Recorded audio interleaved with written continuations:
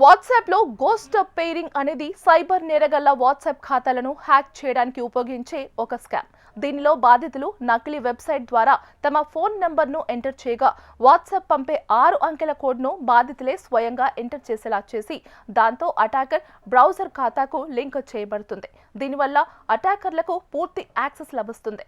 ఇది ఒక రకమైన ఫిషింగ్. దీన్ని నివారించడానికి లింక్ చేయబడిన పరికరాలను ఎప్పటికప్పుడు తనిఖీ చేసుకోవాలి.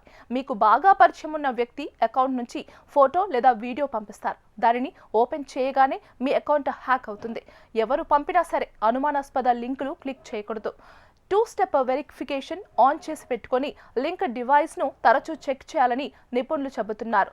ఫోటో చూసారా అంటూ ఏదైనా లింక్ వచ్చిందా, తెలిసిన వారి నుంచి వచ్చినా సరే పొరపాటున కూడా క్లిక్ చేయకండి. ఇదొక గోస్ట్ పేరింగ్ స్కామ్. ఆ లింక్ క్లిక్ చేస్తే నకిలీ వాట్సాప్ వెబ్ పేజ్ ఓపెన్ అవుతుంది. ఓటీపీ కానీ స్కానింగ్ కానీ లేకుండానే మీకు తెలియకుండా మీ వాట్సాప్ హ్యాకర్ల డివైస్కు కనెక్ట్ అవుతుంది. ఒక్కసారి వారి చేతికి చిక్కితే మీ వ్యక్తిగత చాటింగ్స్, ఫోటోలు, వీడియోలు అన్నీ చూస్తారు. మీ contacts list దొంగిలిస్తారు.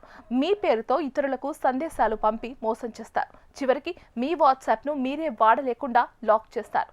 సెట్టింగ్స్లో link devices ఆప్షన్ను check చేయండి. తెలియని డివైస్లు ఉంటే వెంటనే డిలీట్ చేయండి. 2 స్టెప్ వెరిఫికేషన్ తప్పనిసరిగా ఎనేబుల్ చేసుకోండి. ఒక చిన్న అజాగ్రత్తతో మీ వాట్సాప్ మొత్తం హ్యాకర్ల పరమవుతుంది.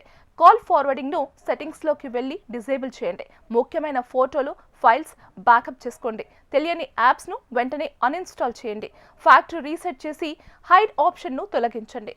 యాప్స్ను ప్లే స్టోర్, యాప్ స్టోర్ నుంచి ఇన్స్టాల్ చేయండి.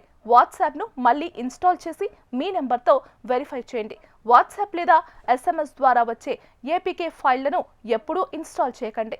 మీ అకౌంట్ నుంచి డబ్బు పోయినట్లయితే 1930 హెల్ప్ లైన్ లేదా cybercrime.gov.in లో ఫిర్యాదు నమోదు చేయండి.